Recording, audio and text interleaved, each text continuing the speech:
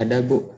Ada ya. Jadi kalau bisa tolong di backup juga. Takutnya nanti saya gagal lagi itunya nge-convertnya. Soalnya kadang-kadang suka gagal, jadinya nggak ke-save gitu konvertannya.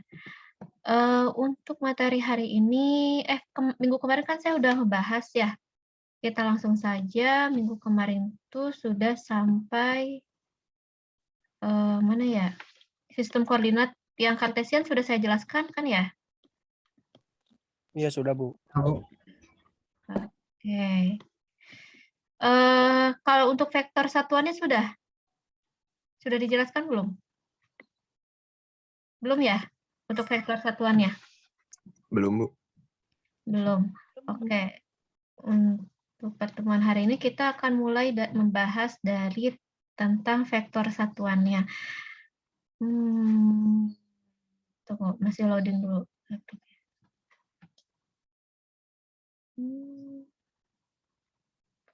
Ngeblank lagi.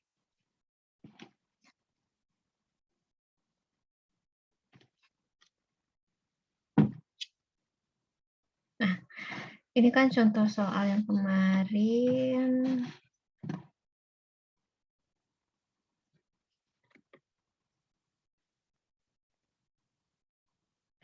Ini udah kelihatan belum? Udah kelihatan belum sama kalian? Sudah, Bu. Ya, oke. Nah, kemarin kan kita sudah membahas tentang sistem koordinat kartesian. Nah, untuk pertemuan hari ini kita akan lanjut pembahasan masih tentang sistem koordinat kartesian, tapi kita sudah mulai masuk dalam ranah vektornya.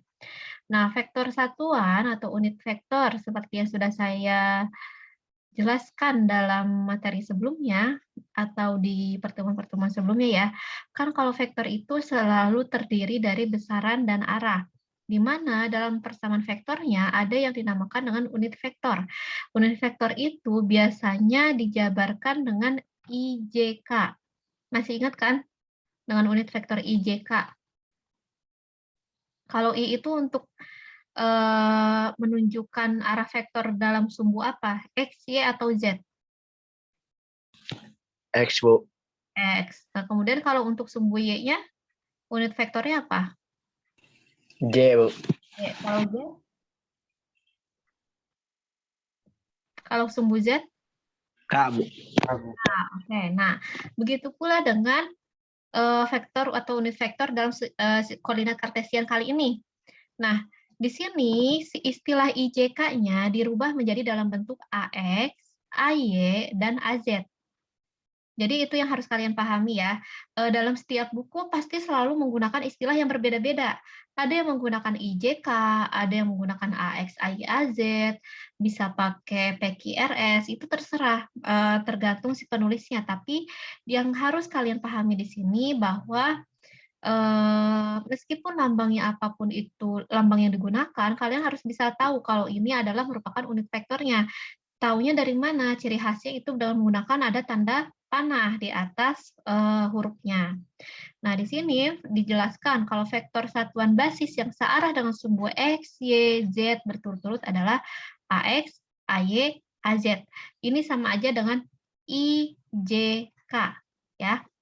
Nah, pada titik P, X, Y, Z dapat direpresentasikan oleh vektor P. Jadi misalnya kita mempunyai titik P, X, Y, Z. Di sini udah masuk dalam 3 dimensi ya. Jadi dalam pembahasan kita kali ini sudah tidak membicarakan sistem koordinat kartesian dalam bentuk 2 dimensi lagi. Tapi kita sekarang berbicara dalam bentuk 3 dimensi ya. Selalu dalam bentuk 3 dimensi. Nah, maka ketika kita memiliki titik P, X, Y, Z, kita dapat representasikan atau dapat terjemahkan dalam bentuk persamaan vektor menjadi vektor P sama dengan PX, AX ditambah PY, AY ditambah PS, AZ. Di mana, ini bukan PS ya, salah PZ ini harusnya. Di mana PX ini merupakan harga vektor pada sumbu X. Dan PY adalah harga vektor pada sumbu Y, dan PZ adalah harga vektor pada sumbu Z. Jadi kita harus lihat, misalnya vektor P ini nih yang ini, mempunyai titik 2, 3, 5. Nah, maka persamaan vektornya jadi bagaimana? Ada yang bisa jawab? Persamaan vektornya jadi bagaimana?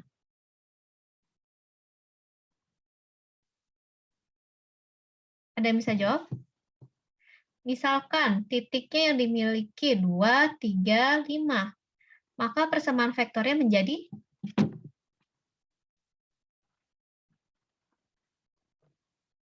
ini masih terhubung kan semuanya? Jadi patah-patah Bu barusan. Oh, suaranya patah-patah. Oke, kita ulangi lagi. Di sini kita memiliki sebuah vektor. Kan disebutkan ya dalam slide ini, bahwa pada titik P, X, Y, Z, ini dapat kita konversikan atau dapat rubah ke dalam bentuk persamaan vektor. Menjadi, kalau titiknya P, X, Y, Z, persamaannya menjadi P sama dengan PX, AX, ditambah PY, AY, ditambah PZ, AZ. Atau ini sama dengan, biasanya lumrahnya seperti misalnya PX, I, ditambah PYJ, ditambah PZ, K. Sama saja, hanya di sini digunakan lambang yang berbeda, yaitu menggunakan AX, AY, dan AZ. Semisal, sebagai contoh, saya memiliki titik dalam koordinat kartesian P sama dengan 2, 3, dan 5. Maka persamaan vektor P menjadi bagaimana? 2AX, Ya, 3AY, 2X, 3AY, 5AZ tuh. ya, ditambah 5AZ. Sudah paham ya? Berarti. Nah, sedangkan yang harus kalian ingat lagi, istilah vektor satuan. Vektor satuan adalah vektor yang mempunyai harga absolut panjangnya sama dengan 1. Ya. Itu yang harus kalian ingat. Nah, karena ketiga vektor satuan dalam koordinat kartesian bersifat ortonormal, maka dalam koordinat kartesian berlaku. Berlaku apa? Ketika yang dikalikannya arahnya sama, ax.ax, ay.ay, az.az, maka nilainya akan sama dengan 1. Ini untuk perkalian dot ya. Dan selanjutnya, ketika arah vektornya berbeda, ini masih berlaku seperti hal yang sama waktu saya jelaskan pada tentang vektor dan satuan. Pada perkalian antar vektor, ini perkalian dot. Ketika arahnya berbeda, maka dikalikan secara dot, maka hasilnya akan sama dengan 0. Namun ketika arah vektornya sama, dikalikan dengan perkalian dot, maka nilainya adalah akan sama dengan 1. Seperti itu ya. Nah, untuk perkalian cross-nya, ini masih sama. Kalau perkalian yang arahnya sama, dikalikan dengan prinsip perkalian cross, maka hasilnya akan sama dengan 0. Namun, jika AX cross AY hasilnya adalah AZ, dan AY cross AZ sama dengan AX, dan AZ cross AX akan sama dengan AY. Ini masih sama kayak prinsip perkalian vektor sebelumnya. Nah, selanjutnya, di sini, jika kalian ditanyakan nanti, sistem koordinat kartesian ini kan pasti memiliki elemen panjang, permukaan, dan volume, di mana elemen panjangnya ini dari elemen panjang apa? Tentu saja dari elemen luas permukaan atau luas bidang yang memotong pada sumbu sistem kartesian. Seperti yang sudah saya jelaskan di pada minggu kemarin ya, kalau misalnya ketika menentukan suatu titik itu, titik pada sistem koordinat kartesian, kita lihat dari perpotongan bidang pada sumbu X, Y, Z-nya. Nah, kita lihat untuk elemen panjang atau dinyatakan dengan DL, maka persamaannya adalah AX dx ditambah AY dy ditambah AZ dz. Dari mana? AX ini kan arahnya ya, dan dx-nya itu nilai yang ini. Nah, ini adalah dx-nya. Kemudian ditambah AY dy, nah ini komponen dy, dan ditambah AZ. Nah, AZ dz, ini komponen Z-nya. Nah, kemudian untuk luas permukaan, kita menggunakan luas permukaan bidangnya kubus, karena di sini sistem koordinat kartesian. Nah, kita uraikan dalam 3 arah, menjadi luas permukaan bidang pada sumbu X, dan pada sumbu Y, dan pada sumbu Z. Kita lihat, bidang yang memotong pada sumbu X. Sumbu X itu kan yang ini ya. Maka kita gunakan bidangnya yaitu sebentar. Maka bidangnya yang ini, yang diarsir warna hijau. Nah, ini adalah bidang yang memotongnya. Kita lihat, bidang yang memotongnya, luas permukaan persegi itu kan sisi kali sisi. Maka DY dikalikan dengan DZ-nya. Dan jangan lupa arahnya dimasukkan, yaitu arah AF. Kemudian, untuk yang memotong bidang Y, kita lihat. Yang memotong bidang Y itu kita lihat dengan menggunakan warna ungu misalnya. Ini yang memotong bidang bidang Y. Untuk bidang Y ini kita lihat. Ini adalah DX dikalikan DZ. Maka DX dot DZ dikalikan AY. Maksud dari huruf D dalam persamaan ini, ada yang bisa jawab apa yang dimaksud dengan D dalam persamaan ini? Diferensial. Iya, ini untuk menunjukkan diferensial, jadi perubahannya ya. Nah, kalau misalnya untuk yang bidang Z, kita tunjuk dengan warna merah misalnya di sini. Nah, ini perkalian antara DX dan DY. Maka DSZ sama dengan AZ, ini untuk arahnya, dikalikan DX, DY. Sedangkan elemen volumenya, untuk elemen volumenya kan kita tahu sendiri kalau volume kubus itu adalah panjang kali lebar kali tinggi atau sisi kali sisi kali sisi.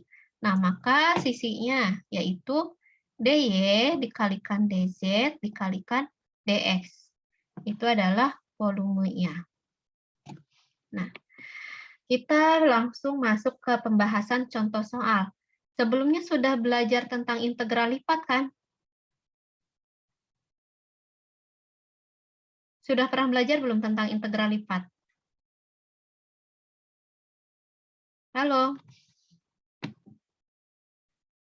Halo, suara saya masih kedengeran? Masih, Bu. Ya, sudah belajar belum tentang integral lipat? Kalau untuk langsung belum, tapi kalau integral lipat secara bertahap bisa, Bu. Langsung maksudnya bagaimana? Ngerjain satu integral, Bu. Bisa nggak diajarin langsung misalnya kalau 3 kali integral Ya, langsung dimasukin rumusnya, nggak setahu itu sih, Bu. tahu itu. Nah, maka mulai belajar ya, banyak latihan. Karena di sini yang akan digunakan integralnya tidak akan integral 1 kali saja, tapi langsung lipat 3 di sini. Kita akan belajar sedikit demi sedikit ya.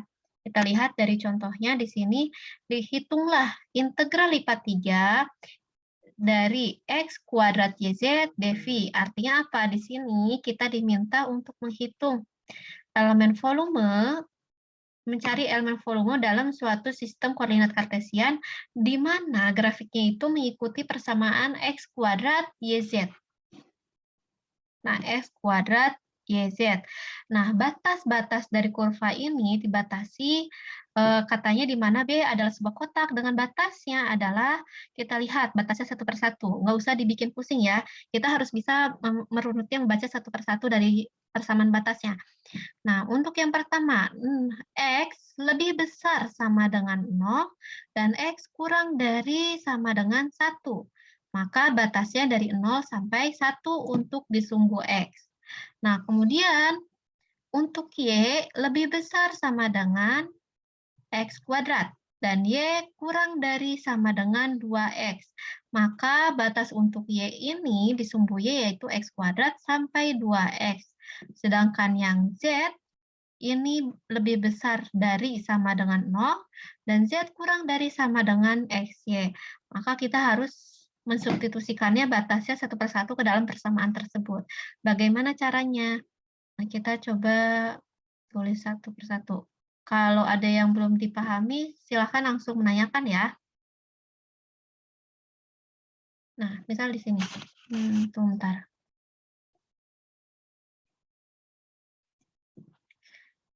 tadi persamaannya diketahui, bentar ya, diketahui integral lipat 3 dari X kuadrat YZ. Benar nggak sih ini persamaannya? Tadi. Nah, persamaannya X kuadrat YZ dV. X kuadrat YZ dV. Nah, dV. Nah, kemudian yang ditanyakan adalah, ini harus dihitung ya. Hitunglah. Maka jawab. Nah, kita harus menjawabnya menjadi, tadi diketahui batasnya itu untuk X lebih besar sama dengan 0, kurang dari sama dengan 1. Nah, kemudian untuk Y, X kuadrat sampai 2X. Untuk Y itu X kuadrat kurang dari sama dengan Y, kurang dari sama dengan 2X. Dan untuk Z, itu adalah 0 sampai XY. 0 kurang dari sama dengan Z, kurang dari XY. Betul ya? 0 kurang dari XY. Maka bagaimana cara menghitungnya? Cara menghitungnya kita harus merunutnya satu persatu. Kita tulis persamaannya secara utuh. dV tadi sudah dijelaskan kan pada slide sebelumnya. Kalau dV ini akan sama dengan dx kali dy dikalikan dz. Ya, ini merupakan elemen volume di sini disebutkan. Maka persamaannya menjadi integral lipat 3 x kuadrat yz dx dy dz. Nah, bagaimana cara mengintegralnya? Ini boleh dibolak-balik, mau dx dulu, dy dulu, dz dulu, atau misalnya mau dz dulu, dy dulu, dx dulu, boleh. Asal kita tahu aturannya. Nah, sekarang anggap saja saya mulai integralnya dari dz-nya dulu ya. Maka persamaannya saya rubah menjadi seperti ini. Integral lipat 3 x kuadrat yz dz dy dx. Nah, kemudian maka persamaannya menjadi kita harus integral satu persatu. Integralkan dulu yang ini. Oh iya, sebelum mengintegralkan kita harus masukkan dulu batasnya.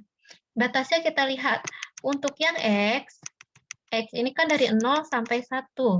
X ini urutannya paling terakhir, maka tulis paling luar. 0 sampai 1. Kemudian yang Y. Yang Y itu dari X kuadrat sampai 2X. Y ini urutannya ada di tengah, maka kita masukkan batas yang tengah dari X kuadrat sampai 2X. Kemudian yang Z itu dari 0 sampai XY. Maka persamaannya dari 0 sampai XY batasnya. Ya, ini batas kurvanya. Nah, maka kita lakukan integral satu persatu. Untuk integral yang pertama, yaitu integral X kuadrat YZ terhadap DZ. Maka menjadi berapa hasilnya? Untuk yang pertama, integral 0 sampai XY, X kuadrat YZ DZ. Hasilnya bagaimana? Ada yang bisa jawab? X kuadrat YZ DZ diintegralkan terhadap Z. Bagaimana hasilnya? Halo? Suara saya masih kedengeran? Masih, Bu. Ya, coba jawab ini. Bagaimana cara mengintegralnya? Sebelum ke sini deh, saya tanya dulu. Saya pengen tahu, kalian bisa menghitungnya enggak? Integral 2 dx. Hasilnya sama dengan berapa?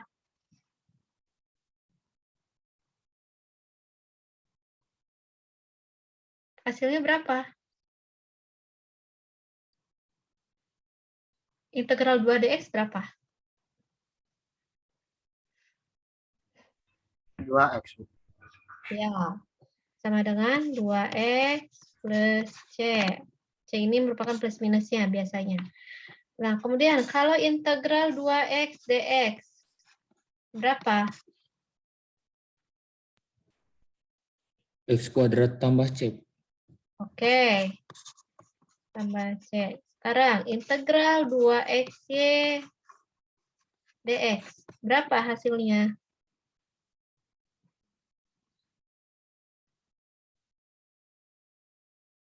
Berapa hasilnya? X kuadrat Y X tambah C. kuadrat Y dikali Y tambah C. Iya. X kuadrat Y ditambah C. Seperti ini. Paham? Nah, sekarang kalau integral 4 X, Y, Z terhadap DZ menjadi berapa? Ayo, ini harus sudah bisa ditalat di luar kepala kalau kayak gini aja. 2xyz kuadrat Bu, tambah C. Iya. 2xyz kuadrat ditambah C. Karena saya bukan dosen kalkulus, jadi kalian harus bisa belajar sendiri ya. Kita lewat. Yang belum paham, silahkan dipelajari lagi, dibuka lagi pelajaran kalkulusnya kemarin yang bahas tentang integral. Kita lanjut, bentar. Ini ada yang message. Oke. Nah, kalau untuk yang suara saya kedengaran tidak jelas atau patah-patah videonya, nanti kalian bisa melihat lagi ya, menyimak ulang pelajaran pertemuan pada hari ini di YouTube ya. Nanti saya akan upload lagi untuk materi perkuliahan hari ini. Nah, maka sekarang kita kembali lagi ke sini. Integral x kuadrat YZ dz, hasilnya berapa?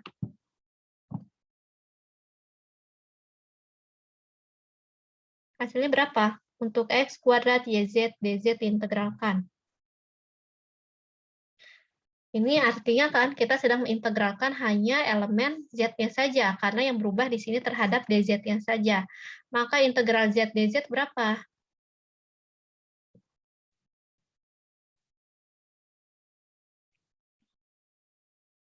Berarti kan kita rubah bentuknya seperti ini. X kuadrat Y integral 0 XY Z dz. Berapa ini? Setengah X kuadrat dikali Y dikali Z kuadrat. Ya. Maka jadi setengah X kuadrat kali Y dikali Z kuadrat. Ingat, di sini ada yang namanya syarat batas. Maka kita harus mensubstitusikan syarat batasnya dari 0 sampai XY. Disubstitusikannya ke variabel yang mana? Yang XK, YK, atau ZK?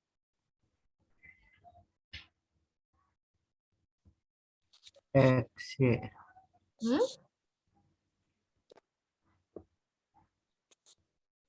Di batas C ini harus kita substitusikan ke variabel X, Y, atau Z.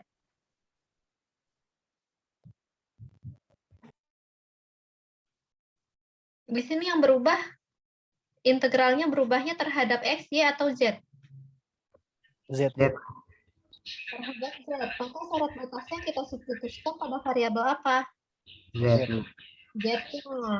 Nah, maka menjadi setengah X kuadrat Y dikalikan ZX Y kuadrat dikurangi. Kalian paham kan kenapa jadi XY kuadrat? Z-nya pertama disubstitusikan syarat batas XY dikurangi 0 kuadrat. Maka menjadi setengah X kuadrat Y dikalikan X kuadrat Y kuadrat. Maka persamaannya menjadi setengah X pangkat 4, Y pangkat 3. Dapat pahami sampai sini? Dapat, Bu. Ya, ini baru yang pertama. Sekarang kita integralkan kembali yang lipat kedua. Yang lipat kedua ini, nih, yang terhadap variabel dy-nya. Ya, kita tulis ulang lagi biar lebih jelas di slide berikutnya ya. Persamaannya tadi integral lipat pertama dari 0 sampai 1, yang kedua itu dari berapa sampai berapa ya? X kuadrat sampai 2X. X kuadrat sampai 2X. Yang selanjutnya yaitu dari 0 sampai XY, Bu. ya, 0 sampai XY. 0 sampai XY persamaannya itu X kuadrat YZ DZ Y dx. Kita udah menghitung integral lipat yang pertama ya. Yang pertama ini, yang DZ, udah kita hitung. Hasilnya adalah, tuh, kita tuliskan di sini. 0 sampai 1, bentar, sampai 1 integral X kuadrat sampai 2X. Persamaannya jadi berapa? Hasil tadi, hasil integral yang pertama tadi, yang DZ. Setengah X pangkat 4, Y3. Y pangkat 3. Maka ini setengah X pangkat 4, Y pangkat 3, dy dx. Seperti ini. Ya. Nah, kita integralkan lagi. Selesaikan satu persatu lagi. Sekarang kita integralkan yang dy. Nah, kita tulis di sini biar nggak pusing. Integral X kuadrat 2X terhadap setengah X pangkat 4, Y pangkat 3 dy. Bagaimana hasilnya? Hasilnya bagaimana? Ada yang bisa jawab? Ini kan menjadi setengah X pangkat 4 integral X kuadrat sampai 2X terhadap Y pangkat 3 dy. Seperti ini. Jadi berapa hasilnya? Jadi X pangkat 4 dikalikan berapa? 1/4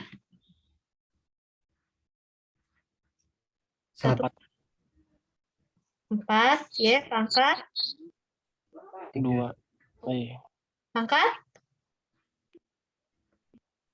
pangkat berapa? Pangkatnya ditambah atau dikurang? Kalau integral ditambah, Bu. ditambah. Jadi 1/4 ya pangkat 4. 4. Oke. Batasnya kita masukkan dari X kuadrat sampai 2X. Seperti ini ya. Nah, lalu kita substitusikan batasnya. Maka ini persamaannya menjadi setengah X pangkat 4 dikalikan 2X pangkat 4 dikurangi, ini bukan setengah ya, jadi 1/8 ya. Ini dikeluarkan ya ke sini. Dikeluarkan ini menjadi 1/8. Nah, kemudian 2X pangkat 4 dikurangi X kuadrat pangkat 4. Dapat dipahami sampai sini? Dapat, Bu. Ya, jadi persamaannya 1/8 X pangkat 4 dikalikan berapa? 2 pangkat 4 berapa? 2 pangkat 4 berapa? 16. Berapa 2 pangkat 4? 16. Ya, jadi 16 X pangkat 4 dikurangi berapa? X pangkat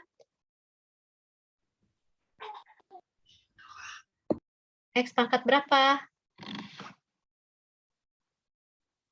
Ini masih pada memperhatikan nggak?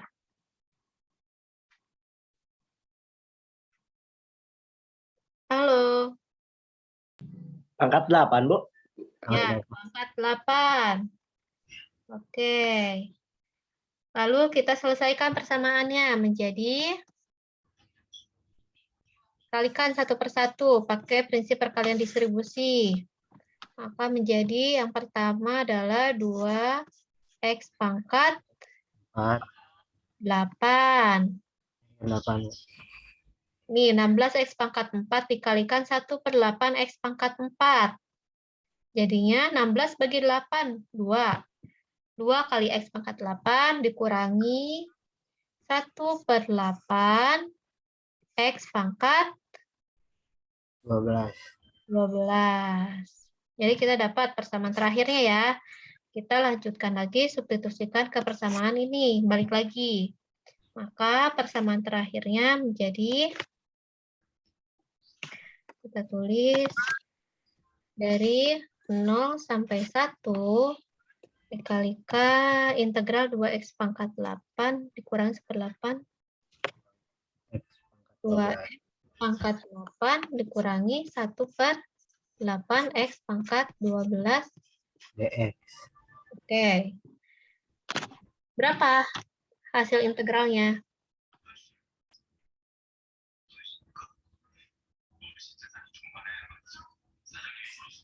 Berapa? 2 per 9 x pangkat 9 dikurangi 1 per 8 kali 13 berapa? 8 kali 24, 104. 104 x pangkat 13. Batasnya dari 0 sampai 1. Benar nggak ini? Ya, Bu. Ya, benar. Ya. 2 per 9 kali 1 pangkat 9 dikurangi 1 per 104. Tuh. Dikali 1. Atau kita sederhanakan aja persamaannya. Menjadi x pangkat 9 dikali 2 per 9 dikurangi x pangkat 4 per 104. Ini batasnya dari 0 sampai 1 ya. Nah, berarti persamaannya menjadi, ini masih pada menyimak nggak? Masih, Bu. Masih, Bu. Kali 2 per 9 dikurangi 1 pangkat 4 dibagi 104. Nah, dikurangi 0 kuadrat. Bukan 0 kuadrat, pangkat 9 nih harusnya. 0 pangkat 9 kali 0 pangkat 9. 2 per 9 dikurangi 0 per 104. Maka untuk yang ini menjadi 0 ya semuanya. Kita tinggal hitung yang ini. Jadi 1 dikali 2 per 9 dikurangi 1 per 104. Berapa hasilnya?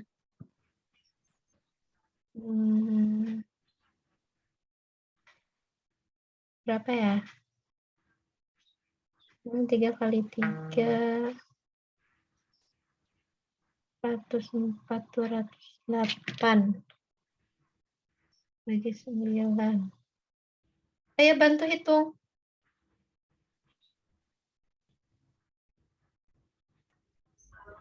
104 kali 9.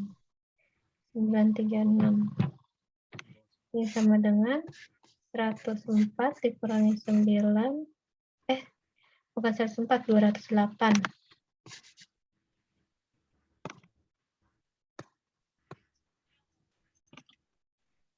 208 kurangi 9 dibagi 9, 3, 6.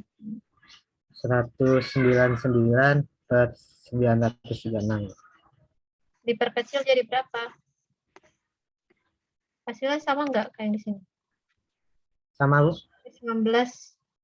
219 tadi 199 yang di itu. Ya, Bu. 199 per 936. 8 kurangi 9 berapa? 208. Ya, Kurangi Bu. 99. 199, Bu. benar ya? Iya, Bu. 199.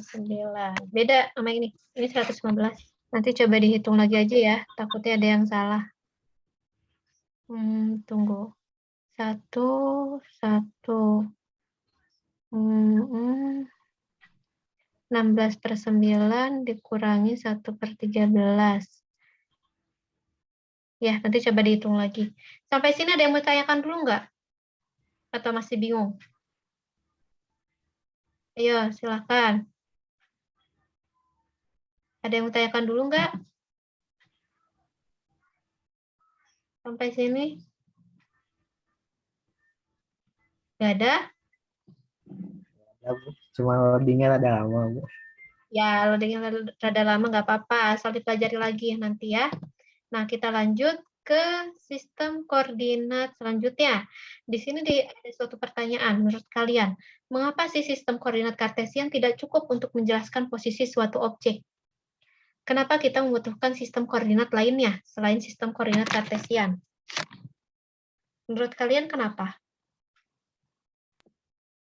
Karena kalau kartesian hanya menggambarkan 2 dimensi, Bu. 2 dimensi? Jadi hanya di suatu permukaan aja. Kalau koordinat, kalau apa namanya, X, Y, Z menggambarkan 3 dimensi, jadi bisa dilihat posisinya secara akurat. Maksudnya bagaimana? Apa hubungan 2 dimensi, 3 dimensi? Tadi kan sistem koordinat kartesian juga kita bisa menggunakan 3 dimensi.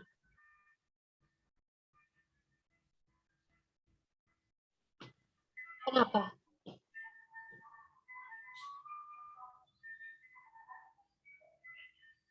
Oke.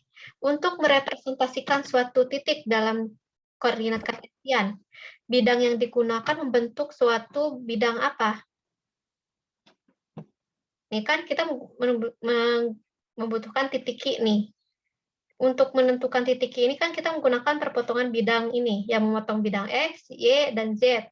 Ya, ini ujungnya titik Q. Ini membentuk suatu bidang apa? Bidang yang terbentuknya apa ini namanya? Di slide-nya masih yang hitungan, Bu. Masih yang hitungan? Ya. Masih yang hitungan, Bu. Saya lupa, belum dibalikin. Oke. Nah, sekarang lihat ini. Di sini kan ada koordinat kartesian ya. Untuk menentukan titik Q pada suatu koordinat kartesian, ini titik Q ini, kita akan menentukannya menggunakan suatu bidang yang memotong pada sumbu X, Y, dan Z, dan pertemuannya tepat pada titik Q. Nah, sehingga membentuk suatu bidang apa ini? Persegi, Bu. Persegi. Bangun rumah. Namanya apa ini? Kubus, Bu. Iya. Kemudian, nah kalau misalnya kita ingin menghitung arus listrik dalam suatu kabel, kabel itu bentuknya apa? Kabel itu bentuknya apa kabel? Kabel bentuknya apa? Kalian nggak tahu kabel? Anak elektron nih. Tabung, Bu. Kalau bentuk kabel itu bentuknya tabung. Nah, sekarang kalau pakai sistem koordinat kartesian yang hitungannya pakai balok seperti ini, mudah nggak kita untuk menghitungnya? Susah, Bu. Susah, maka kita membutuhkan koordinat yang sesuai dengan bidang yang akan kita hitung. Misalnya untuk kabel koaksial, kita gunakan sistem koordinat silinder yang lebih mudah untuk menghitungnya daripada menggunakan sistem koordinat kartesian. Nah, di sini disebutkan suatu permasalahan dalam sistem koordinat akan lebih mudah diselesaikan bila kita mengetahui cara penyelesaiannya dengan sistem koordinat yang sesuai. Jadi kita harus sesuaikan. Misal nih, di sini contoh pertama, dibutuhkan sistem koordinat silinder untuk menyelesaikan permasalahan pada kabel. Karena kabel itu bentuknya seperti tabung dan infinite koaksial kabel ya, ini salah satu contohnya. Nah, bentuknya seperti tabung, maka kita lebih mudah untuk menggunakan sistem koordinat tabung atau silinder. Nah, sekarang untuk persoalan antena, kita lihat untuk sistem persoalan antena, si medannya ini membentuk suatu permukaan menyerupai bola. Nah, maka kita bisa menggunakan penyelesaiannya menggunakan koordinat bola. Jadi kita harus pandai-pandai mencocokkan dalam suatu permasalahan itu cocoknya pakai sistem koordinat apa. Oh, ini pakai silinder kah, pakai bola kah, atau pakai kartesian, seperti itu. Ya. Nah, kita masuk ke dalam sistem koordinat silinder. Sistem koordinat silinder ini merupakan salah satu sistem koordinat 3 dimensi ya, di mana merupakan perluasan dari sistem koordinat polar 2 dimensi menjadi 3 dimensi dengan menggunakan koordinat vertikal standar yaitu sumbu Z. Nah, jadi kan kalau dalam 2 dimensi itu ada yang dinamakan koordinat polar. Nah, dalam bentuk 3 dimensinya, ini bukan menjadi koordinat polar lagi, tapi berubah menjadi koordinat silinder karena ditambah sumbu Z naik ke atas. Jadi yang asalnya hanya lingkaran saja untuk 2 dimensi, kita hitung untuk 3 dimensinya tambah sumbu Z ke atas. Maka membentuk menjadi permukaannya seperti silinder, seperti ini. Seperti gambar di slide ya, bisa kalian lihat. Sebelumnya ini kelihatan nggak gambarnya? Kelihatan, Bu. Kelihatan. Oke. Nah, tunggu bentar ya. Kita lihat selanjutnya, bidang-bidang permukaan nilai konstan pada sistem koordinat silinder bisa kalian lihat di sini. Kalau tadi kan sistem koordinat kartesian bentuknya menjadi apa perpotongan bidangnya? Bos, Bu. Kubus. Sedangkan kalau koordinat silinder bentuknya seperti ini, ada kubus yang dipotong oleh bidang persegi dan persegi panjang seperti ini untuk menentukan titiknya, titik koordinatnya. Kita lihat penjelasan video berikut ya. Kalau sudah kedengeran, harap langsung tanyakan.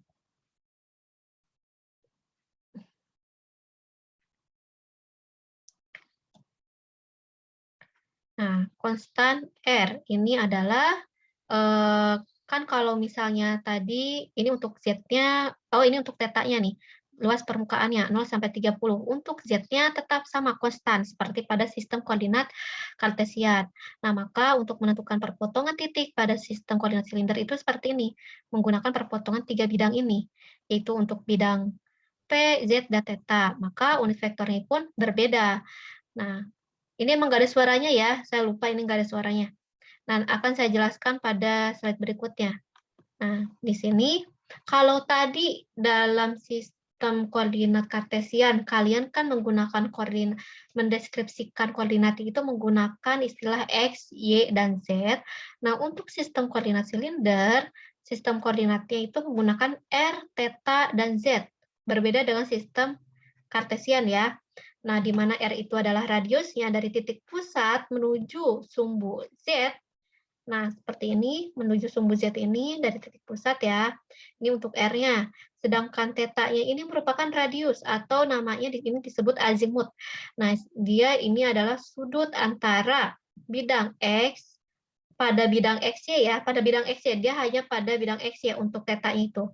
Nah, dari sumbu X hingga ke titik P-nya. Misalnya kan ini vektornya itu yang warna biru ini nih. Kita tarik garis dari titik X ke titik P-nya. Nah, ini adalah sudut θ-nya.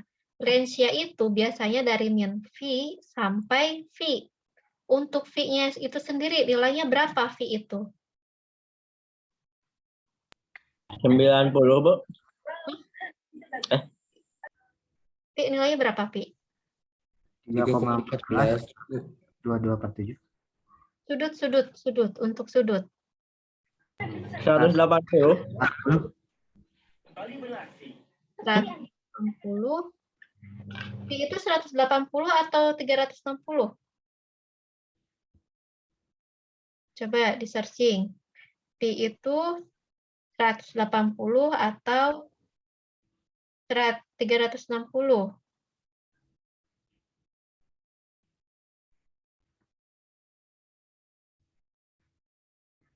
Berapa? 180 atau 360? Itu adalah 180. 180 apa 360? Coba searching. 180, Bu. Ya, 180. Maka kalau untuk 360 adalah 2 pi ya. Dan untuk Z-nya ini koordinatnya masih sama kayak yang Kartesian. Masih konstan ya, sama. Jadi kalau Z-nya ini adalah tingginya dari minus ta hingga sampai ta hingga. Jadi dan dia selalu dalam bentuk bilangan real atau bilangan bulat ya. Ini definisinya adalah tinggi sumbu vertikalnya. Nah, bagaimana untuk lebih jelas cara menentukan sistem koordinat silinder? Tunggu, saya bisa tunjukkan, kalian bisa mempelajarinya dalam situs. Tunggu. Dalam situs ini, tunggu bentar ya, saya tunjukkan.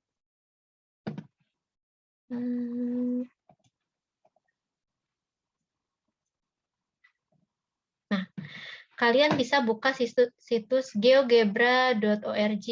Nah, di sini kalian bisa mempelajari bagaimana sih cara menentukan titik pada sistem koordinat silinder. Nah, sistem koordinat, kalau misalnya Kartesian kan tadi pakai X, Y, Z. Kalau silinder ini kan pakai R, theta, dan Z. Nah, misalkan ini titik 3, 2, 4. Artinya R-nya sama dengan 3, theta-nya sama dengan 2, Z-nya sama dengan 4. Kita coba munculkan silindernya, karena ini adalah merupakan sistem koordinat silinder ya. Nah, kita lihat slide plot-nya supaya kelihatan bagaimana kita cara menentukan titiknya. Kalau ini feeling-nya itu untuk menentukan si silindernya diisi apa enggak. Ini kan saya tunjukkan samar-samar karena ini merupakan garis hayal, Bro. Dalam sistem koordinat silinder. Jadi sistem silinder itu seperti ini. Ini tuh biasanya digunakan kalau misalnya kalian belum paham itu seperti kita untuk menggunakan semesta kita. Semesta kita itu kan biasanya sistem galaksi itu menggunakan sistem koordinat bola. Nah, di mana sistem koordinat bolanya ini kita anggap sebagai garis hayal untuk menghimpun sistem semesta atau galaksi kita untuk menghitungnya. Nah, ini begitu pula dengan sistem koordinat silinder. Kita menggunakan sistem koordinat yang berbentuk silinder. Jadi dalam ruang lingkup silinder itu aja bentuknya. Nah, untuk menentukan R-nya, nih R itu coba kita lihat. Saya rubah. Nah, R-nya ini merupakan yang garis hitam ini. R ini merupakan jari-jarinya. Dari titik pusat sampai titik sumbu Z-nya. Sumbu Z yang nempel ke koordinat silindernya. Nah, sekarang kalau R-nya sama dengan, misalnya kita tentukan R-nya sama dengan 3, maka R-nya segini. Kita tarik garis. Nah, kemudian tetanya itu yang mana? Nah, tetanya itu yang ini. Nih, tetanya itu yang bidang ini, yang bidang biru ini. Nah, setelah kita menentukan R-nya segini, kita tarik garis tetanya. Ini R-nya nih untuk rubah ya. Kita rubah jadi 3. Nah, R-nya sekarang untuk tetanya. Nah, tetanya ini adalah, misal kita rubah menjadi 1,2 seperti ini. Kemudian untuk Z-nya, nah untuk Z-nya, ya kita masih seperti biasa Kartesian, mengikuti sumbu Z yang ini. Tadi kan kita udah lihat R, theta, lalu kita tentukan Z-nya. Z-nya misalnya adalah 3. Nah, maka diluruskan dengan sumbu Z3 dan titik yang terbentuknya adalah titik yang oranye ini. Sampai sini ada yang bertanyakan atau masih belum dipahami bagaimana cara menentukan titik pada sistem koordinat silinder? Ada yang belum paham? Atau sudah cukup paham? Sudah cukup paham? Halo?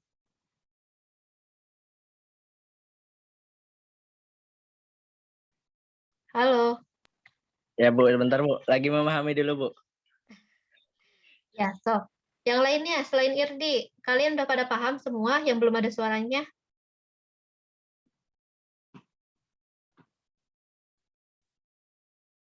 Ada yang masih bingung? Bingungnya di mana? Kasih tahu. Ini partisipannya ada berapa sih? Yang lainnya kenapa nggak bersuara? Halo? Udah kebayang, Bu. Iya Bu, cukup paham. Ya, Paham, Bu. Dicoba barusan, Bu. Oke, GeoGebra juga. Ya, oke. Dicoba juga ya. Aku diotak-atik lagi kalau misalnya belum paham. Oke, kita balik lagi ke slide-nya. Tadi udah sampai. Nah, sekarang tadi kan sudah cara menentukan titik koordinatnya itu bagaimana ya, kita sudah belajar. Nah, sekarang kita kaitkan lagi dalam bentuk untuk mentransformasikannya ke dalam sistem koordinat kartesian. Nah, karena ke dalam perhitungan itu biasanya lebih mudah dengan menggunakan perhitungan sistem koordinat kartesian. Kan kita selama ini mempelajari vektor itu dalam bentuk sistem koordinat kartesian. Maka ketika kita sudah menemukan suatu perhitungan dengan menggunakan sistem koordinat silinder, itu kita lebih mudah mentransformasikannya, merubahnya dari sistem koordinat silinder menjadi sistem koordinat kartesian. Nah, bagaimana cara mentransformasinya? Cara mentransformasinya ini masih menggunakan sumbu yang sama, sumbu X, Y, Z. Kan pada dasarnya sumbu yang digunakan pada sistem koordinat silinder, bola, dan kartesian itu sama. Yang membedakan itu hanya menentukan koordinatnya saja. Kalau misalnya tadi kartesian menggunakan kubus, kalau silinder itu menggunakan silinder atau tabung, dan bola menggunakan bola. Nah, sekarang kita coba transformasinya seperti ini. Di sini disebutkan sebuah titik P, X, Y, Z juga dapat direpresentasikan secara unik dalam R, theta, dan Z. Ini lambangnya harusnya theta ya. Karena dalam tiap buku sumbernya berbeda gitu cara penulisannya. Di sini saya jelaskan lagi lambang pi di sini ini menggunakan psi ya, ini tuh sama aja dengan theta pada persamaan sebelumnya. Nah, cuman saya menggunakan literatur yang menggunakan lambangnya adalah psi. Nah, di sini kita bagaimana cara mengkonversinya, kita lihat untuk komponen sumbu Z itu kan sudah konstan, sama cara menentukannya. Untuk koordinat silinder dan kartesian itu sama cara menentukan sumbu Z ya. Maka kita tidak meninjau sumbu Z-nya, karena Z-nya itu tetap konstan, sama. Di sini disebutkan juga Z sama dengan konstan. Yang berubah itu hanya variabel X dan Y-nya saja. Nah, kalau misalnya dalam sistem koordinat silinder itu kan bukan X dan Y, tapi R dan theta. Nah, maka kita lihat bidang yang ini, perpotongan bidang ini. Tuh. Perpotongan bidang yang ini, yang 2 dimensi ini. Nah, perpotongannya ini dirubah atau kita perjelas dilihatnya menjadi seperti ini. Nah, ini adalah X, ini sumbu Y. Nah, X-nya ini akan sama dengan R. R itu kan sumbu yang ini ya. Nih, sumbu yang dari sini sampai sini. Ini adalah R dikalikan cos theta. Cos theta-nya itu adalah yang ini. Kenapa? Cos itu kan depan miring, samping miring ya? Cos itu kan samping miring. Betul nggak? Maka cos di sini kan sama dengan X, sumbu X. Nih, sumbu X dibagi R. Ini adalah tetanya. Nah, maka cosnya ini kan sama dengan X per R. Kalau kita kalikan kan ini sama dengan X kan, benar? Maka R sama dengan X sama dengan R cos theta. Kebayang nggak sampai sini? Kebayang, Bu. Dan untuk yang Y-nya ini menjadi Y-nya ini menjadi sama dengan R sin theta. Nah, silahkan dipahami lagi, diresapi lagi ya. Nah, dan permukaan dengan koordinat yang diberikan oleh R ini akan sama dengan X X kuadrat ditambah Y kuadrat diakarkan. Ini sama dengan hukum Pitagoras ya, sama saja. Atau sama dengan konstan. Nah, perhatikan pula bidang-bidang atau permukaan yang didefinisikan oleh theta. Nah, untuk theta ini sama dengan apa? Tetanya ini akan sama dengan arkos tangen Y per X. Seperti itu. Pada dasarnya kita tidak merubah nilainya. Kita tidak merubah nilainya sama sekali, tapi kita hanya mengkonversikan.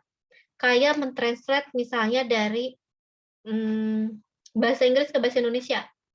Misalnya pergi dalam bahasa Indonesia dan dalam bahasa Inggris itu adalah go. Itu artinya sama, konstan kan misalnya. Kita tidak merubah arti dan maknanya, kita hanya mentranslate-nya saja atau menerjemahkannya saja. Begitu pula yang kita lakukan dalam sistem koordinat ini. Kita hanya mengkonversikan saja bahasanya dari bahasa sistem koordinat Kartesian menjadi sistem koordinat silinder tanpa merubah nilainya sama sekali, gitu. Nah, kemudian di sini kita masuk ke dalam ranah vektor. Tentu saja kita tadi kan dalam koordinat Kartesian menggunakan sistem vektor, kita mempelajari tentang vektornya. Begitupun dalam sistem koordinat silinder, kita mencoba memahaminya dalam ranah satuan vektornya, karena pasti kita akan berkaitan dengan permasalahan vektor ya. Nah, sama seperti koordinat Kartesian, dalam sistem koordinat silinder terdapat 3 macam vektor satuan atau vektor basis.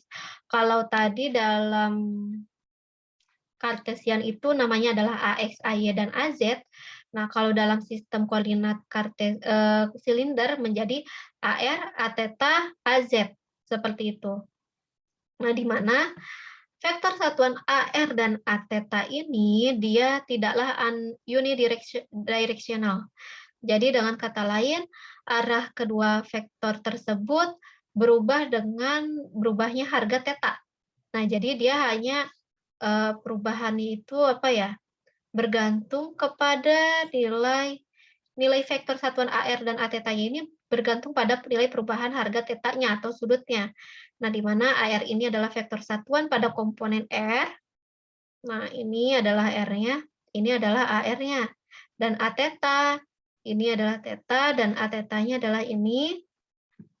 Dan penambahan, jadi arah atheta dan arah AR-nya ini sebanding dengan penambahan harga, perubahan harga arahnya gitu ya. Jadi kalau arahnya berubah sejauh 2 langkah, maka harga vektor satuannya, vektor basis AR-nya itu yaitu 2 langkah. Jadi si AR-nya ini adalah 2. Misalnya awalnya adalah 5 langkah, terus nambah 2 langkah, maka AR-nya adalah 2 langkah itu. Ya. Dan kemudian untuk AZ-nya ini adalah AZ, merupakan vektor satuan pada komponen Z. Arahnya sesuai dengan arah penambahan harga pada komponen Z-nya, tentu saja. Nah, untuk menentukan elemen panjangnya bagaimana? Kita lihat dari perubahan, ini kan ada nih perubahan harga AR, ATheta, AZ-nya. Ini kan koordinat silinder, maka kita lihat perubahan harganya pada koordinat silinder. Bentuknya kurang lebih seperti ini, di mana dideskripsikan kalau tingginya ini diperbesar menjadi seperti ini ya. Tingginya adalah DZ, dan lebar dalamnya adalah ini, di sini adalah R. Ya, R d theta, dan ini merupakan komponen dr. Nah, maka elemen panjangnya menjadi ARDR, nih, ARDR ditambah ATheta dr, ATheta, nih untuk komponen ATheta ya, ATheta RD theta, dan AZ DZ, yang ini. Kemudian untuk luas permukaannya, kita pecah si bangunan ini menjadi per permukaannya, per lapisannya, seperti ini. Maka untuk komponen R, ini yang memotong pada sumbu R-nya ya, yang merah, adalah,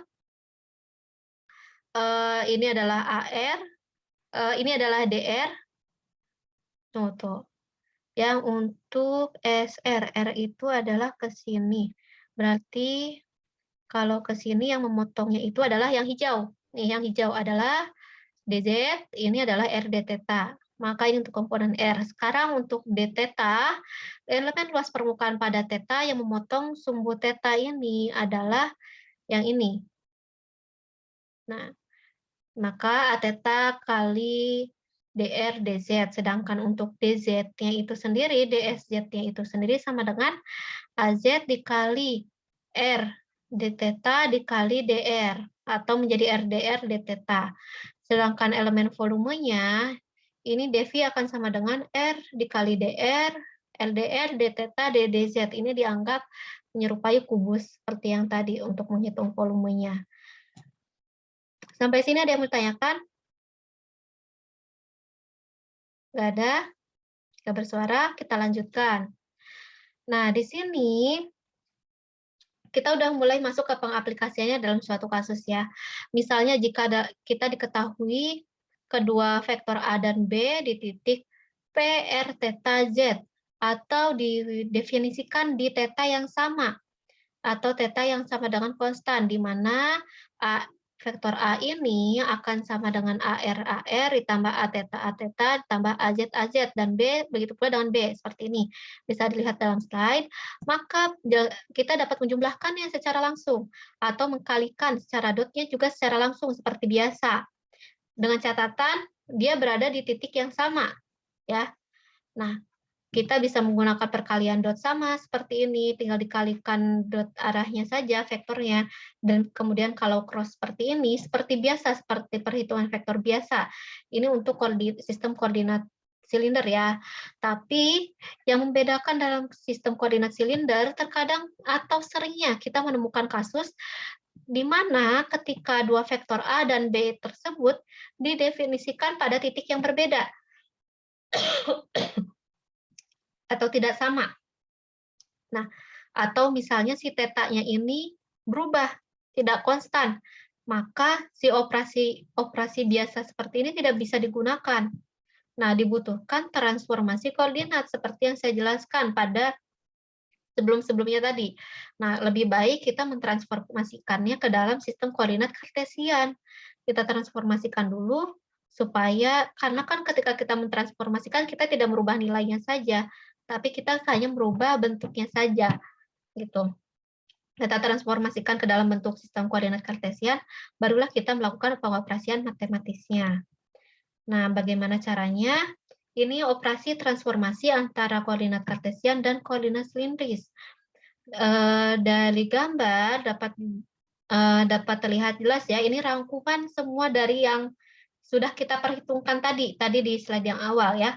Bagaimana cara mentransformasikannya, ini udah saya rangkum semuanya.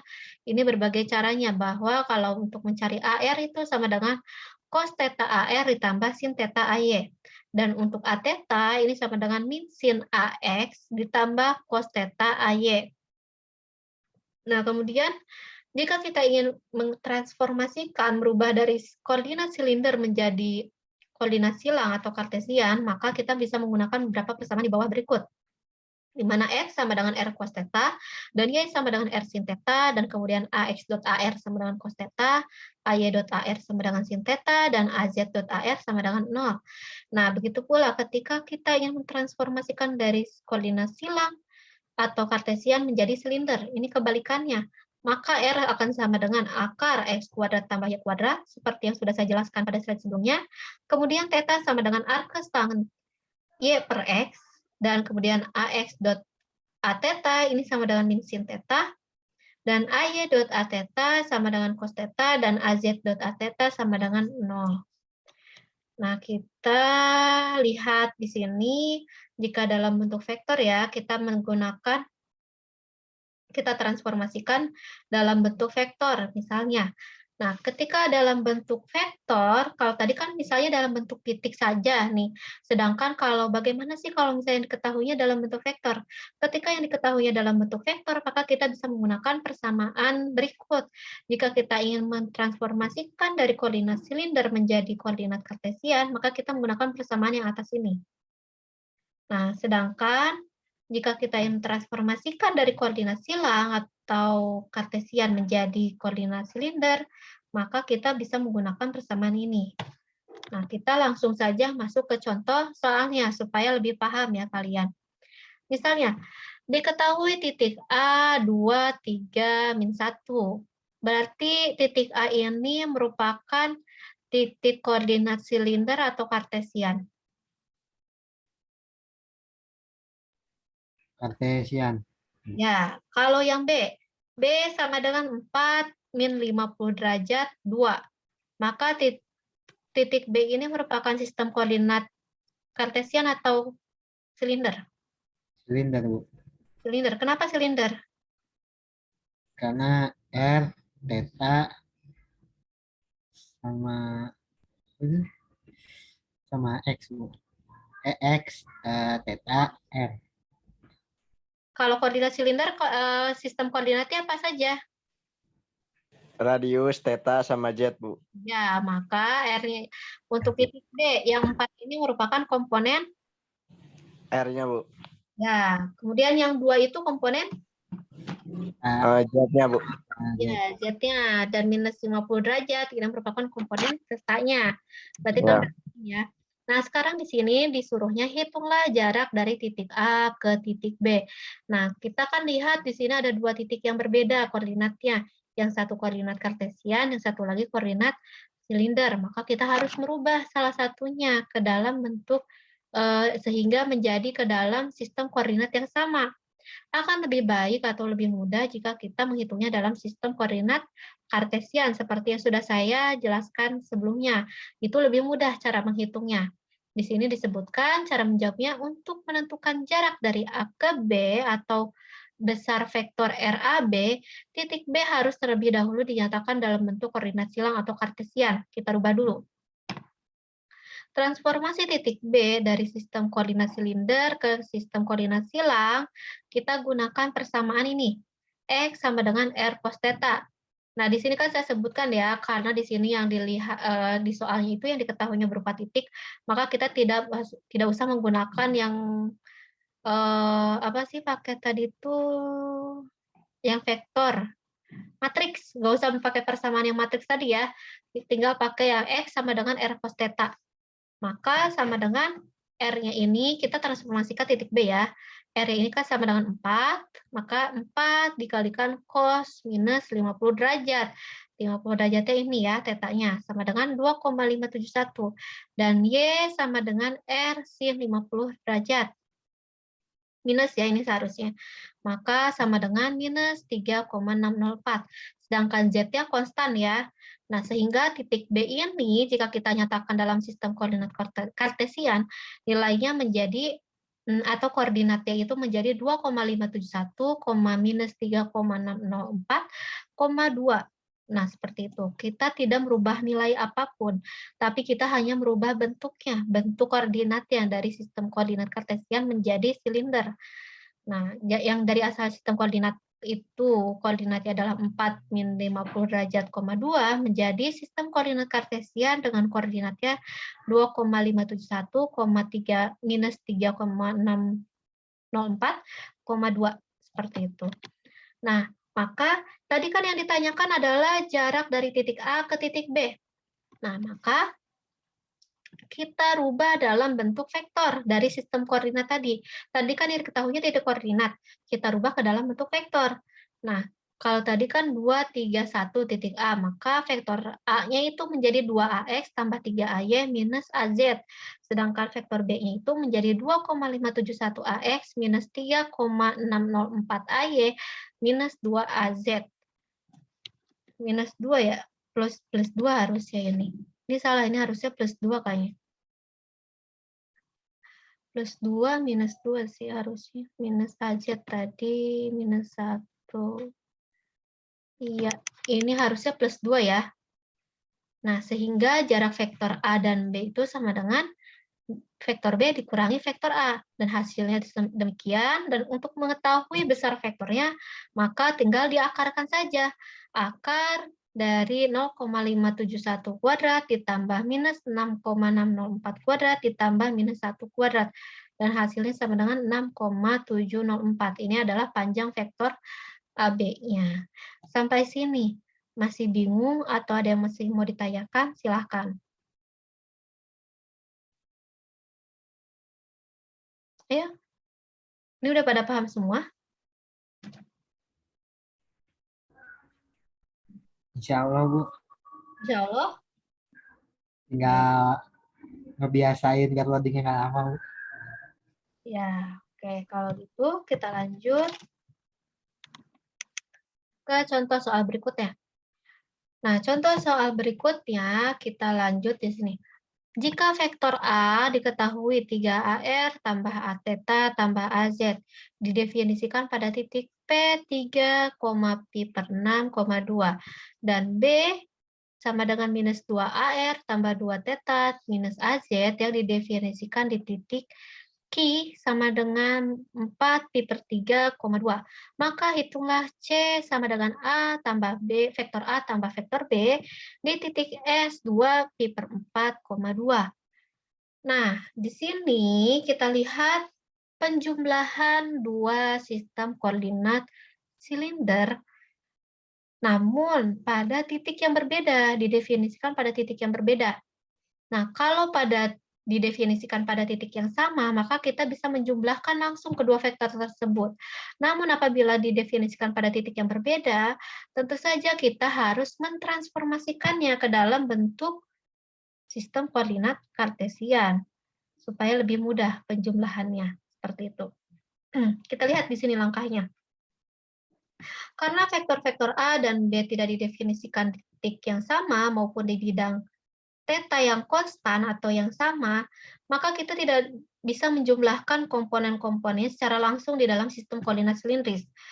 Penjumlahan langsung hanya dapat dilakukan di sistem koordinat silang, sehingga kedua vektor tersebut harus dikonversikan terlebih dahulu ke dalam sistem koordinat silang atau kartesian. Nah, untuk vektor A, di sini kan ada dua buah vektor ya, vektor A dan vektor B. Kita konversikan satu per satu. Sekarang kita akan mengkonversikan terlebih dahulu untuk vektor A-nya. Untuk vektor A, di titik P 3 pi per 6,2, konversi dapat dilakukan dengan menggunakan operasi matriks transformasi sebagai berikut. Nah, maka kita tinggal menggunakan tadi kan yang persamaannya itu adalah, nah, ini dari sistem koordinat silinder ya. Nah, ini yang atas, silinder menjadi kartesian. Persamaannya adalah cos theta, sin theta, min sin theta, cos theta. Maka ini dirubah theta yaitu berdasarkan sistem koordinat yang tadi ya. Nah, tetanya berapa? Tetanya itu adalah V per 6. V per 6 itu berapa? Pi-nya itu berapa tadi? 180, Bu. 180. Maka 180 dibagi 6 adalah 30. 30. Maka di sini menggunakan cos 30, sin 30 derajat, sin 30 derajat, cos 30 derajat. Nah, sedangkan ininya yang AR, A theta, dan AZ itu diambil dari persamaannya. 3, 1, 1. Nah, maka jadi 3, 1, 1. Lalu penyelesaiannya bagaimana? Dikalikan menggunakan perkalian matriks. Ya, baris pertama dikalikan dengan kolom 1. Maka jadi 3 cos 30. Nih, 3 dikali cos 30 derajat dikurangi 1 dikalikan ditambah 1 dikalikan min sin 30 derajat dan dikali 1 kali 0, 0. Maka langsung tulis saja 3 cos 30 derajat dikurangi sin 30 derajat. Ditambah baris yang kedua dikalikan kolom 1. 3 sin 30 derajat ditambah cos 30 derajat AY, karena ini ya 0 ya. Kemudian untuk AZ-nya konstan tentu saja, karena AZ-nya tidak berubah kan. Maka ditambah AZ. Dan kita hitung persatu persatu, 3 kali cos 30 berapa, lalu dikurangi sin 30, dan hasilnya adalah vektor A dalam sistem koordinat kartesian menjadi sama dengan 2,1 AX tambah 2,37 AY dan ditambah AZ. Ya. Nah, begitu pula dengan vektor B, kita rubah ke dalam bentuk sistem koordinat kartesian menggunakan persamaan yang sama. Di sini disebutkan V per 3. V per 3 itu berarti 180 dibagi 3 sama dengan 60, Bu. 60. Maka cos 60 derajat, sin 60 derajat, min sin 60 derajat, cos 60 derajat. Minus 2, 2, dan min 1. Ini diperoleh dari mana nilai ini?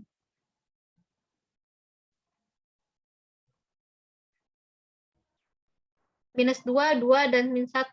Diperolehnya dari mana? Dari keterangan vektor B yang tadi, Bu. Iya, vektor B yang tadi. Nah, kemudian kita kalikan satu persatu, maka diperoleh minus 2, baris 1 dikali kolom 1 menjadi minus 2 cos 60 dikurangi 2 sin 60 derajat. Kemudian baris 2 dikali kolom 1 menjadi min 2 sin 60 tambah 2 cos 60 derajat. Kemudian baris 3 dikalikan kolom 1 menjadi minus AZ. Dan hasil dari vektor B pada sistem koordinat kartesian yaitu minus 2,73 AX dikurangi 0,73 AY dikurangi AZ. Nah, maka kini kita dapat menghitung vektor C sama dengan A plus B. Kita tinggal jumlahkan saja tadi. A plus B, vektor A ditambah vektor B. Hasilnya adalah minus 0,63 AX tambah 1,64 AY. Namun permasalahan selanjutnya, vektor C ini dalam bentuk sistem koordinat kartesian atau silinder? Silinder, Bu. Silinder, Bu. Hasilnya ini. Hasil sistem yang C ini. Kartesian, Bu. Kartesian, karena tadi yang A dan B sudah dirubah dulu ke kartesian, maka hasilnya kartesian. Sedangkan yang diminta dalam vektor sistem koordinat apa? Silinder, Bu. Silinder, maka kita harus merubah sistem koordinat kartesian ini, kita rubah lagi ke dalam bentuk silinder. Nah, maka selanjutnya vektor C ini dapat ditransformasikan ke dalam sistem koordinat silindris di titik S 2, V per 4, 2 dengan menggunakan matriks transformasi sebagai berikut. Nah, kita gunakan persamaan transformasi matriks untuk mentransformasikan dari sistem koordinat kartesian menjadi koordinat silinder.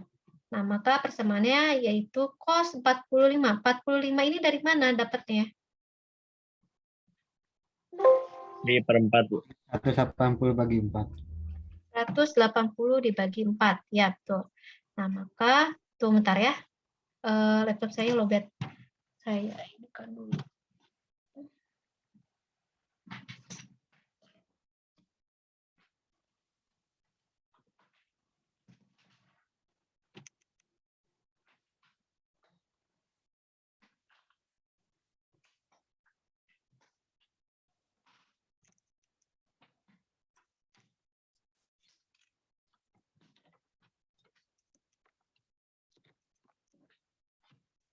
Oke, kita lanjut ya.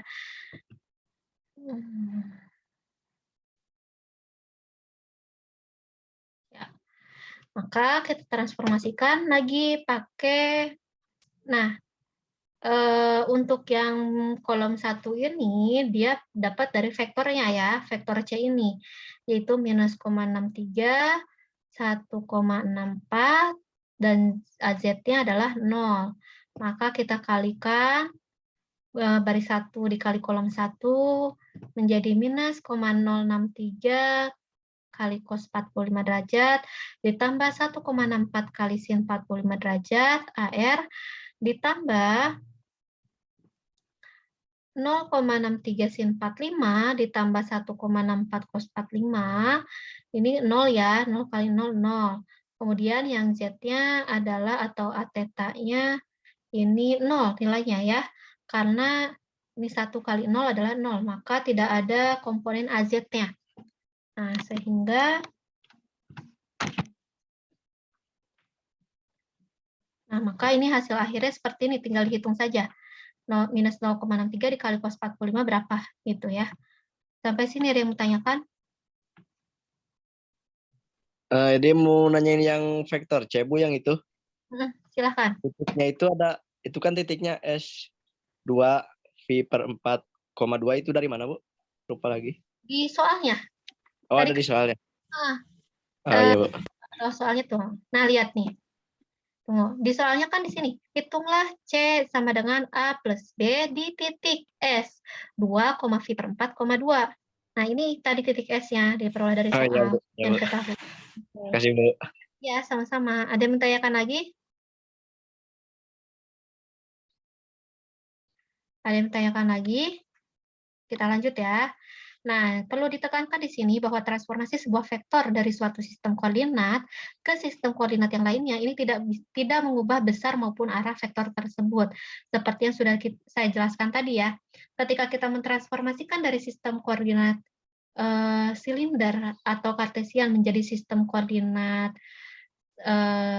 dari sistem koordinat silinder menjadi kartesian atau dari sistem koordinat kartesian menjadi sistem koordinat silinder, kita tidak merubah sama sekali besar dan arahnya, tapi kita hanya merubah bentuknya saja, kayak mentranslate-nya secara bahasa dari sistem koordinat kartesian menjadi silinder, seperti dari mentranslate dari bahasa Inggris menjadi bahasa Indonesia, misalnya pergi 2 langkah, pergi sejauh 2 meter, go 2 meter, until 2 meter. Kita tidak merubah nilainya, kita pergi 2 meter, tapi hanya bahasanya saja yang kita rubah, seperti itu.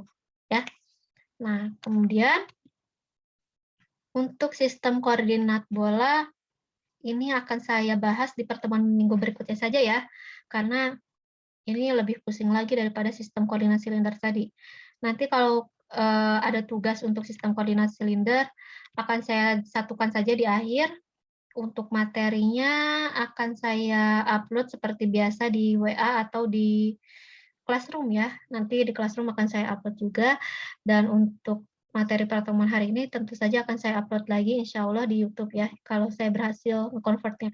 Sampai sini ada yang mau tanyakan dulu nggak?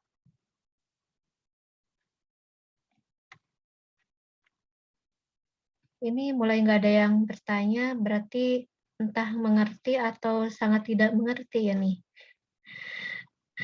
Ayo, nggak ada yang jawab sama sekali lagi setiap saya tanya. Dikit banget. Ini masih pada menyimak atau tidak? Masih, Bu. Masih, Bu. Iya, minimal ketika saya bertanya, kalian menjawab. Jadi terjadi komunikasi 2 arah, tidak hanya 1 arah saja dari saya. Saya tidak bisa tahu feedback-nya dari kalian sudah mengerti atau belum gitu. Minimal ketika saya bertanya, kalian harusnya menjawab.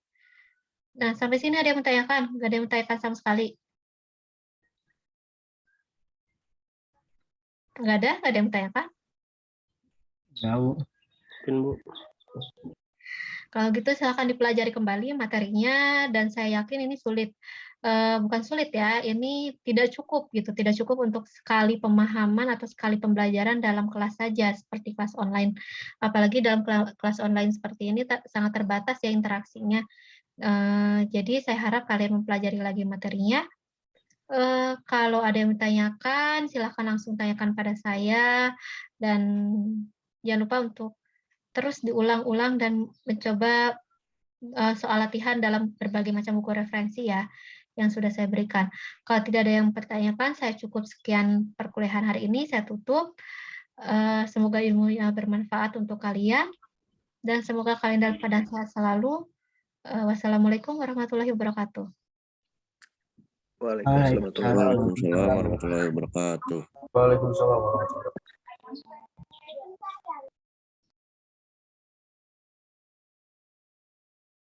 Terima kasih, Bu. Sama-sama. Terima kasih, Bu. Wah, sama-sama. Silakan boleh list grup. Izin Bu, terima kasih. Iya, sama-sama. Izin